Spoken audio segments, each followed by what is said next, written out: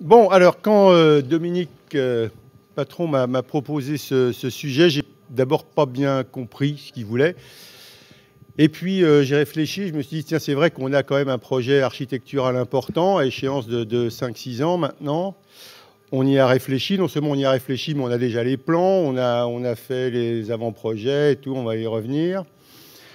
Mais le fond de sa question, c'était architecture ou organisation. Alors c'est évident que c'est les deux qui sont importants pour organiser l'attractivité d'un service d'urgence. Parce qu'en fait, tout est là. Sommes-nous attractifs? Comment sommes-nous attractifs? Pourquoi ne sommes-nous pas attractifs? En sachant que nous vivons tous dans des environnements singuliers, où on est dans des endroits plus ou moins pluvieux, plus ou moins ensoleillés, plus ou moins près de la mer, de la montagne, etc. Bon, de toute façon, il faut faire avec. Alors, il y a un premier indicateur qui est important dans un service attractif, c'est qu'il n'y a pas d'intérimaire. D'abord, moi, je ne crois pas du tout à l'utilité des intérimaires. Je pense qu'ils sont utiles d'un point de vue administratif parce qu'ils remplissent une case, mais il y a peut-être des intérimaires ici, j'espère. Bon, mais je crois que c'est bien quand il n'y a pas d'intérimaire. Ensuite, dans un service d'urgence, il faut qu'il y ait un turnover. Moi, je ne suis pas très fan de l'idée selon laquelle il faut capter les urgentistes et les garder jusqu'à 65 ans, jusqu'à ce qu'ils soient bien secs à faire des gardes, une ou deux par semaine jusqu'à 65. Moi, j'ai arrêté à 61. J'en ai 64. Alors, donc il faut que les gens puissent partir. C'est pas embêtant. S'ils partent pour faire autre chose, qui leur plaît mieux, et qui leur convient en fonction de l'évolution de leur vie personnelle, pourquoi pas? Partir pour faire autre chose, c'est positif. Ce qui est plus embêtant, c'est quand les gens s'en vont en disant « j'en ai marre de tout, c'est le burn-out », ça, c'est pas bon. Mais je crois qu'il faut que dans un service d'urgence, l'ensemble médico-soignant, moi je ne dissocie pas les soignants des personnels médicaux, il faut qu'il y ait un noyau dur, et autour de ce noyau dur, qu'il y ait un turnover qui est absolument indispensable pour donner de l'espoir aux jeunes qui arrivent dans nos services et qui espèrent éventuellement y faire une carrière. Un service qui fonctionne, qui est attractif, c'est un service dans lequel il y a des espaces de dialogue. Alors, les espaces de dialogue, moi je vous dis tout de suite, ça exclut les gardes de 24 heures. Au revoir messieurs, dames, je reviendrai dans 3 jours. Bon, ça, pour moi, c'est pas possible. On ne peut pas être de garde 24 heures dans un service d'urgence. Il ne faut pas faire ça. Il faut se garder des espaces et des moments où on s'interroge, on se parle, et à la fois dans le temps et dans l'espace. Ensuite, capital, alors là, je sais bien que je suis en Île-de-France et je m'en excuse, mais enfin non, je m'en excuse pas, mais quand on est en province, le pré et l'intra-hospitalier sont indissociables. C'est impossible d'imaginer chez nous qu'il y aurait du pré-hospitalier qui travaille dans son coin et surtout sans regarder ni s'occuper de ce qui se passe dans un service de soins. Je pense que c'est important de continuer à apprendre la médecine toute sa vie, quoi, si vous voyez ce que je veux dire. Alors, ce n'est pas incompatible avec l'expertise. On peut devenir avec le temps expert plutôt en préhospitalier, plutôt en intra-hospitalier, et en intra-hospitalier plutôt en échographie clinique, plutôt en infectieux, plutôt en ceci. Ça n'a pas d'importance. Après, il faut organiser les choses intelligemment avec le temps. Alors vous allez me dire, mais quand est-ce qu'il va nous parler d'architecture? Alors, l'architecture, elle doit être au service d'obsessions partagée. Une obsession partagée, c'est les brancards dans les couloirs. Les brancards dans les couloirs, on s'en est beaucoup occupé encore cet hiver, mais enfin ça fait depuis toujours, les responsables doivent avoir l'obsession d'éviter les brancards dans les couloirs, et ça, c'est vraiment un problème architectural, et je vais essayer de vous l'évoquer. Parce que les brancards dans les couloirs, d'abord, c'est pas humain. Ensuite, outre le fait que c'est pas humain, on ne sait pas qui surveille quoi. C'est une espèce de non-droit dans lequel des gens sur les brancards attendent on ne sait pas quoi. Bon, d'accord. Donc, on doit organiser architecturalement les choses pour éviter ces brancards dans les couloirs. Les malades doivent être bien rangés. Voilà. Ensuite, le temps moyen de passage. Ça, c'est de l'organisation. C'est pas de l'architecture. Le temps moyen de passage, c'est l'organisation. Organisation du service, certes, mais organisation de l'hôpital. un service d'urgence ne peut pas fonctionner en autarcie, c'est évidemment le problème du fonctionnement général de l'hôpital. Donc si les urgentistes ne font pas entendre leur voix dans les instances d'un établissement hospitalier, ça ne peut pas fonctionner. Le taux d'hospitalisation, ça aussi, c'est un problème d'organisation. C'est un paramètre qu'on doit pouvoir surveiller. Ce sont des requêtes qu'on doit pouvoir faire. On doit être capable, dans un service d'urgence bien organisé, bien équipé sur le plan numérique, eh bien, on doit être capable de savoir quelle est l'évolution des temps moyens, des taux d'hospitalisation, des temps de passage au niveau du service. L'architecture, quand il y a un projet architectural, croyez-moi, les jeunes, ils regardent. Ils regardent et pour eux, c'est un élément d'attractivité quand ils voient les plans, ils voient ce qu'on va faire, ils voient dans quoi on vit, ils voient pourquoi on va changer de structure, pourquoi on va modifier les structures. Les jeunes sont capables de le voir et croyez-moi, ça les intéresse. Et puis tout le problème de la qualité, de la fluidité, on en a parlé ce matin, de la filière en aval de la médecine d'urgence, ça c'est des éléments essentiels pour les nerfs des médecins urgentistes. Alors, c'est clair qu'il faut de la filière MCO, mais il faut aussi de la filière SSR, SLD, EHPAD, la médecine spécialité, la médecine polyvalente. Alors moi, je suis vraiment archi convaincu, et depuis longtemps, qu'il faut qu'on ait un maximum de lits polyvalents. Il y a d'autres systèmes qui sont extrêmement utiles à l'activité d'un service d'urgence, et je dirais de plus en plus. Je vais vous montrer un ou deux chiffres qui illustrent bien ça. Le système des polycliniques, POLI, la clinique de la ville, qui peuvent prendre, qui peuvent faire de la médecine générale non programmée dans nos services ou à proximité immédiate de nos services. Tant il est vrai que la médecine générale a abandonné l'activité non programmée. Je crois qu'aujourd'hui, dire il faudrait plus de médecins généralistes, 0 plus 0, ça fait toujours 0. Vous multipliez par 10 le nombre de médecins généralistes qui, de toute façon, ne veulent plus faire d'activité non programmée, ça fera toujours 0. Hein. Bon.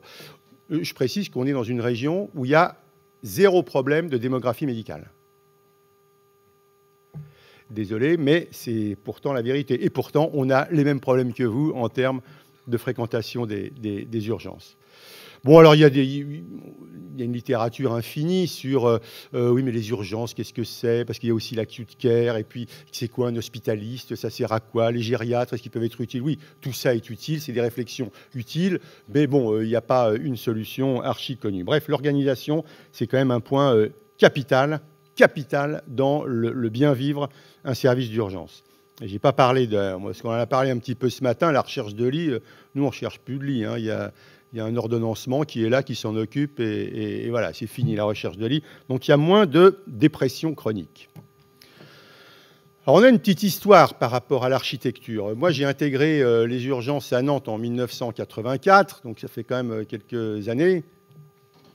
Et en 90, on a reconstruit le site historique. Il y avait un site historique qui était un truc absolument abominable, où on mélangeait les vieux, les jeunes, les enfants, tout était mélangé, les brancards dans les couloirs, bon d'accord. En 90, on reconstruit et on fait un plateau où il y a les urgences.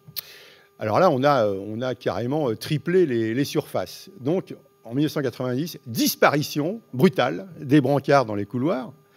Je me souviens très bien avoir dit à l'époque à mon patron, oui, mais enfin bon, ça ne règle pas le problème de l'aval. En fait, les malades sont bien rangés. Mais c'est vrai que c'est important pour le mental que les malades soient bien rangés. On n'aime pas quand il y en a partout et puis quand ça se mélange avec les familles, avec tout ça. Bon, d'accord. Enfin bref, on double les surfaces en 90. En 96, on est rattrapé par la patrouille, bien sûr. Hein. C'est-à-dire qu'on passe notre temps à ça. Hein. C'est-à-dire que ça continue à augmenter, le nombre de passages augmente. Et en 96, on refait, mais sur le même site, des travaux d'agrandissement. Et de nouveau, on se retrouve avec pas de brancard dans les couloirs, on est content. Bon, les malades, de nouveau, sont bien rangés. Et puis, arrive 2006, où là, de nouveau, on est rattrapé. Et là, on demande à la MEA, enfin, c'est l'Agence nationale pour la performance, c'est l'ANAP. Hein. L'ANAP de l'époque, la MEA, et qui nous dit, qui vient nous voir, il reste pendant 15 jours, ils regardent, ils mesurent, ils interrogent. Et puis, ils nous disent 2 trucs absolument géniaux. C'est, premièrement, il faut que vous mettiez un médecin d'accueil et d'orientation en plus de l'infirmière chargée de l'organisation de l'accueil. On dit, bon, ben ça, oui, on peut le faire. Et puis, il faut que vous fassiez un circuit court. Là, moi, un circuit court, mais c'est vrai, oui. Pourquoi pas un circuit court? On n'y avait pas pensé.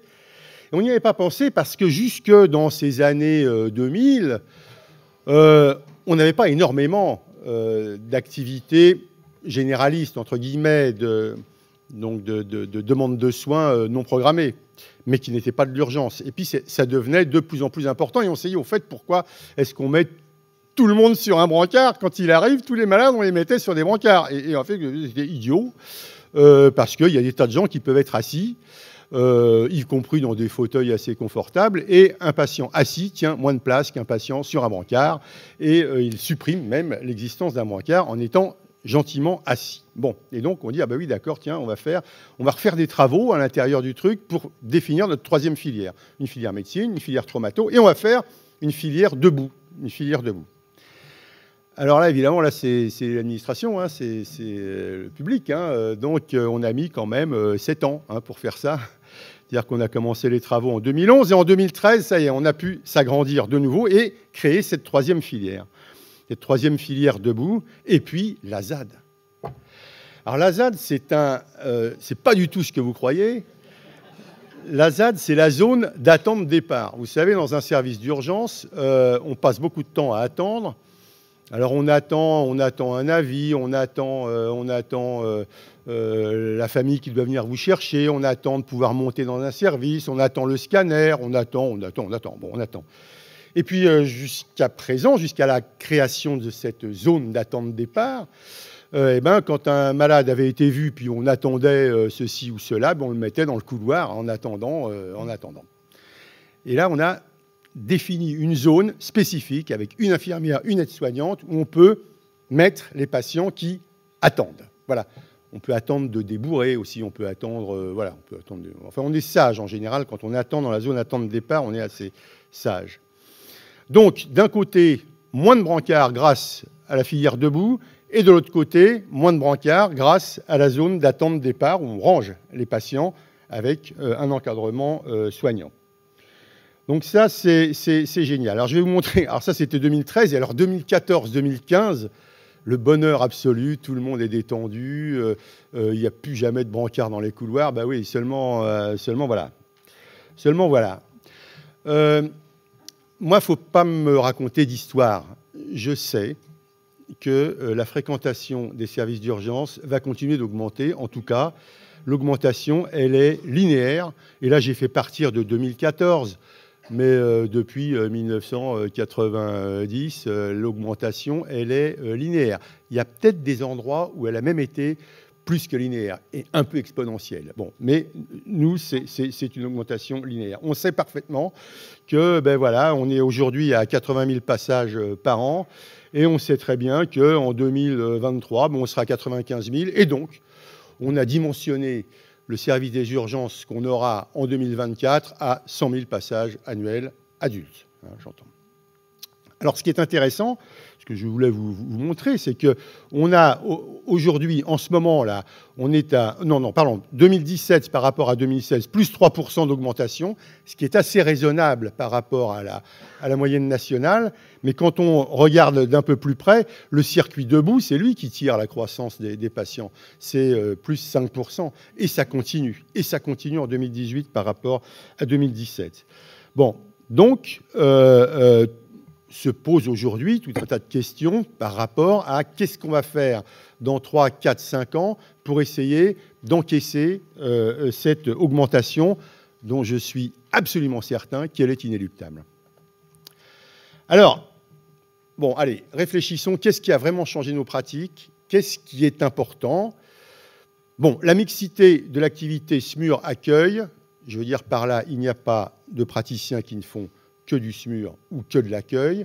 La pénibilité physique quotidienne, c'est à l'accueil. Personne ne fait que du SMUR ou de la régulation. Bon, ça, c'est un truc, c'est vital en province, en tout cas chez nous. Bon, ça, c'est de l'organisation. Ça ne dépend que de nous. Ça ne dépend que de nous. On le décide ou on ne le décide pas.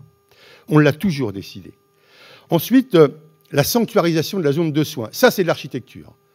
C'est de l'architecture, c'est-à-dire qu'au niveau de la zone de soins, il ne peut pas y avoir des gens qui circulent et qui n'ont rien à y faire. La zone de soins, il ne faut pas qu'il y ait de bruit, il ne faut pas que ça soit un truc épouvantable où tout le monde est agité, où il y a du monde partout. La zone de soins sanctuarisée. C'est-à-dire que pour accéder à la zone de soins, il faut être soit malade, sur un brancard ou debout, soit être soi-même du personnel. Ensuite, je crois beaucoup à la crédibilité des responsables. Les responsables, il faut quand même qu'ils aient un peu les mains dans le cambouis. Aujourd'hui, moi, j'ai laissé la chefferie de service à celui qui me suit. Il prend autant de gardes de semaine, autant de week-ends que les praticiens du service. Je ne dis pas que c'est une fatalité jusqu'à 60 ans pour lui, je ne lui souhaite pas. Je pense qu'il faut être intelligent. On n'a pas la même résistance physique à 30 ans et à 60. Mais ce n'est pas possible de s'exonérer de l'activité de garde. Moi, je ne fais plus que de l'UHCD un week-end sur 4, donc ça va, je fais encore un petit peu. Voilà. Ça, c'est de l'organisation, c'est de la volonté. Et ça ne dépend pas d'autre chose, ça dépend que de nous. Ensuite, la fusion pré-intra, on en a déjà parlé. L'accueil des urgences, je vais peut-être en choquer quelques-uns, mais je pense que c'est notre cœur de métier. C'est-à-dire que le cœur de métier des urgentistes, c'est de savoir diagnostiquer, orienter, traiter éventuellement, décider. Et ça, c'est pas, on ne peut pas dire, moi, mon cœur de métier, c'est que l'arrêt cardiaque. Vous savez, moi, je viens de la réanimation médicale. Quand je suis arrivé aux urgences après une dizaine d'années de réanimation, je me suis dit, bon, ben, ça va, les urgences, je vais être à l'aise parce que moi, je sais intuber les yeux fermés, poser une sous-clavière comme ça, donc il n'y a pas de problème. Et je me suis aperçu au bout de 3 jours que je ne servais pas à grand-chose en étant dans cette posture-là. Donc la médecine d'urgence, oui, ça s'apprend. Aujourd'hui, on a notre DES et je pense qu'il y a un vrai... Et le cœur de la médecine d'urgence, c'est l'accueil, je pense. Et ça, c'est de l'architecture. C'est-à-dire que tout doit tourner autour de l'accueil. C'est aussi de l'architecture. La seniorisation effective 24 heures sur 24, je ne dis pas qu'on y arrive tout le temps. C'est vrai qu'il y a encore des patients de la petite traumato qui ressortent après avoir été vus par l'interne. Bon, c'est pas bien, je sais, c'est pas bien, on ne devrait pas le faire. Mais dans l'ensemble, oui, c'est de l'organisation. Ça, c'est de l'organisation. On a les effectifs médicaux pour le faire. Oui, non, voilà. L'ordonnancement, on ne va pas y revenir, mais c'est capital. Un cadre, une infirmière qui ordonnance les parcours des patients, qui ont la vision en temps réel de l'occupation des lits dans l'hôpital, c'est capital. On ne peut plus passer du temps à rechercher des lits, c'est pas possible. Le circuit debout, aujourd'hui, c'est entre 25 et 30% des passages. Donc dire, c'est pas de la médecine d'urgence, moi je veux bien, mais quelque chose me dit que ça ne va pas s'arranger. Donc, préparez-vous à en faire aussi du circuit debout. Et puis la ZAD, formidable. Alors, je ne vais pas vous emmerder avec ça, parce que alors là, franchement, c'est illisible. Hein, on est d'accord. Je veux juste vous montrer, entouré en bleu, là, finalement, quand on regarde, nous, l'état de notre service actuellement par rapport aux derniers travaux qui ont été faits en 2013, eh ben, y a un point d'engorgement, c'est juste à l'entrée. Parce que quand je vous ai dit, voilà, il y a un sas d'entrée, couché, d'accord, et puis il y a une porte d'entrée pour les malades debout, dont l'ouverture est commandée par les admissionnistes, d'accord. Et alors le problème, c'est qu'à 18h, ben, vous avez les pompiers qui font la queue. Les pompiers qui sont... Alors, il n'y a que des brancards chez les pompiers, hein, donc ils ont des brancards, donc il y a 3, 4, 5 brancards qui attendent l'un derrière l'autre pour pouvoir rentrer dans le sein des seins, c'est-à-dire dans le petit sas où il y a l'IOA et éventuellement le médecin d'accueil et d'orientation. Alors, on a dit, bon ben voilà, dans notre prochain service, on en fait 8 comme ça. On en fait 8. Et donc là, vous voyez, il y a 8 zones. Alors, oh merde, qu'est-ce que c'est que ça? C'est terrible. Terrible, voilà. Donc, il y en a 8. J'essaie de vous les montrer. Enfin, vous voyez, c'est entouré en bleu. Voilà, 1, 2, 3, 4, 5, 6, 7, 8. Il y a 8 sas. Et donc, il va falloir, en termes de moyens, qu'on double les capacités IOA. Il nous faudra 2 IOA, enfin une IOA pour 4 entrées. Il faudra aussi qu'on mette qu'on renforce la capacité médicale pour épauler l'IOA. Dans chacun de ces petits sas, on pourra faire un électrocardiogramme, éventuellement un prélèvement biologique. Bon, donc on se dit, avec ça, eh bien, on n'aura pas d'engorgement à l'entrée. Alors quand on regarde, et j'en aurais terminé, c'est que finalement, quand on décide de reconstruire des urgences, et je pense que beaucoup d'entre nous ont été ou vont être confrontés à cette nécessité, à cette réalité de reconstruction de leurs services d'urgence. C'est d'abord l'évolution des organisations qui doit dicter les évolutions architecturales et pas l'inverse. Les architectes, ils ont toujours des idées formidables, hein. Ils peuvent vous faire des trucs. Bon, donc attention, ça commence, un projet comme ça, par un programme technique détaillé. Nous, on a fait notre programme technique détaillé en 2011, au niveau de tout l'hôpital, hein, parce que c'est tout l'hôpital qui se reconstruit. Alors bon, donc il y a un peu de boulot. Et donc, on a fait un programme technique détaillé. Et ce programme technique détaillé a ensuite fait l'objet d'un concours d'architectes. C'est-à-dire qu'on a sélectionné, sur 20 candidatures, on a sélectionné 4 cabinets d'architectes et on a demandé à 4 cabinets d'architectes de travailler cela.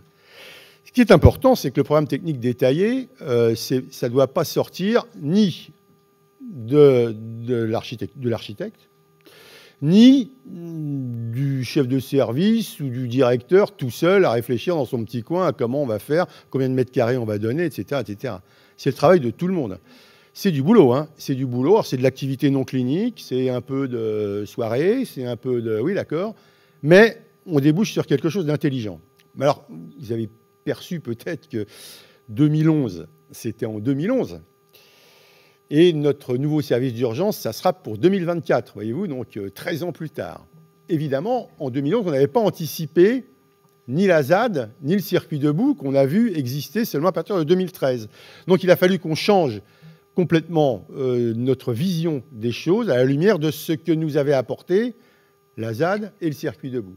Mais ça, on l'a changé après au niveau de l'avant-projet sommaire. Donc on choisit un architecte qui fait les trucs les plus jolis et après, avant-projet sommaire. C'est pareil, l'avant-projet sommaire, c'est des centaines d'heures.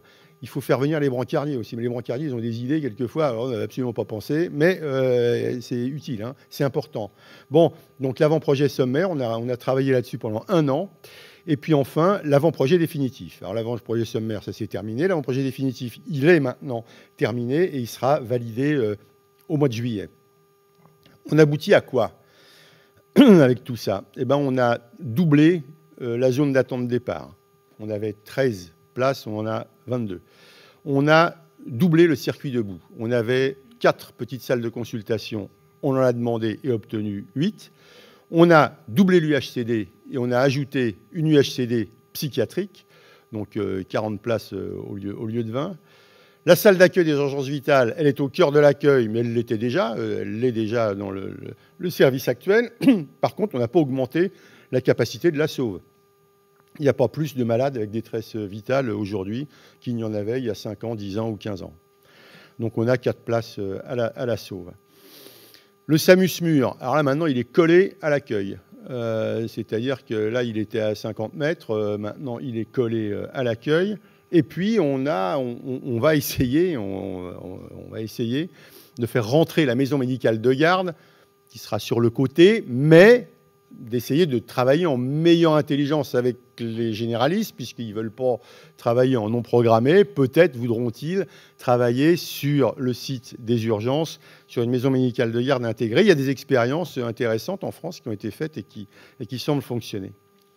Voilà, donc moi je dirais que l'architecture, elle se nourrit des réflexions sur les organisations. Les organisations, quand même, globalement, c'est l'affaire de tout l'hôpital, hein. Il n'y a pas que les urgences qui peuvent se sauver toutes seules, c'est sûr.